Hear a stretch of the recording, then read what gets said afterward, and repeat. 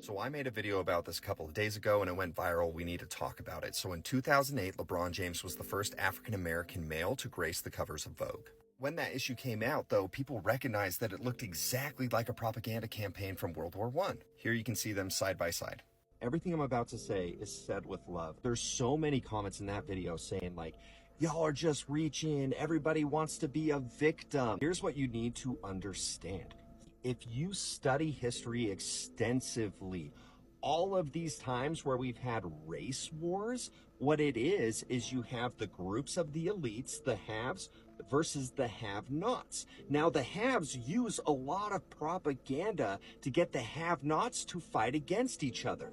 The reason why people use propaganda campaigns, especially when it comes to warfare, class warfare, whatever you want to say, it is because you need to dehumanize the other side. Because once you dehumanize them, you see them as animals and you're willing to do things to protect yourself.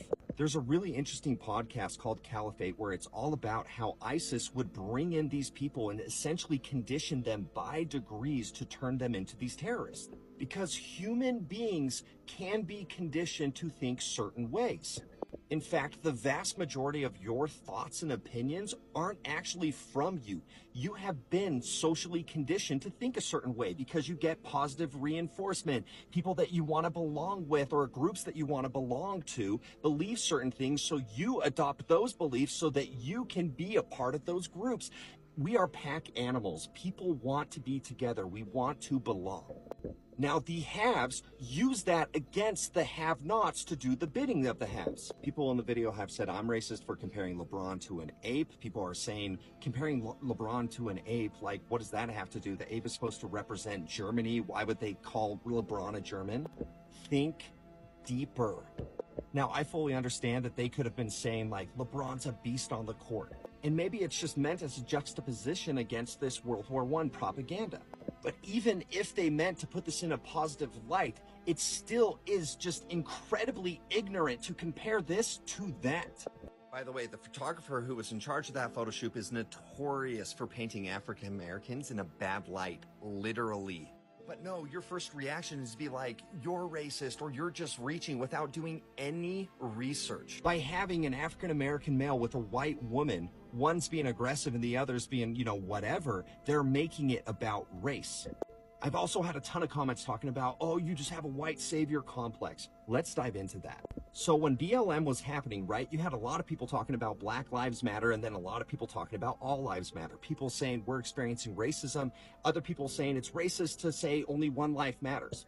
The haves in that situation, the elites, made it so perfectly because on this side, they're whispering in your ear saying like, oh, they think you're racist. They think you're bad. They're blaming it on you. So you would fight against those people saying that they're oppressed.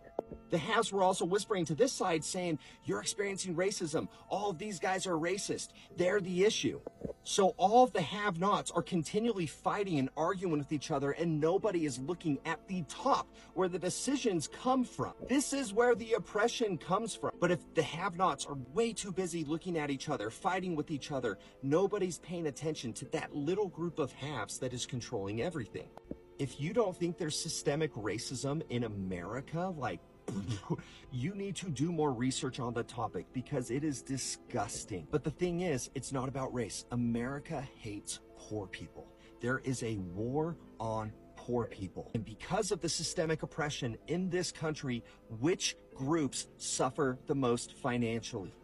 It has always been the haves versus the have-nots. If you research slavery in America, there were thousands of African Americans that had slaves. So it wasn't whites versus blacks. If you look at the very percentage of the people that own slaves, it's not a white versus black issue. It is haves versus have-nots. Greed is the cancer that is killing humanity. Greed is the cancer that leads the haves to feed propaganda to people who are not educated or willing to educate themselves, and so they feed into that propaganda. They believe what's being told to them. The genocide of the native peoples of America, do you know how many tribes sold other tribes out to the government?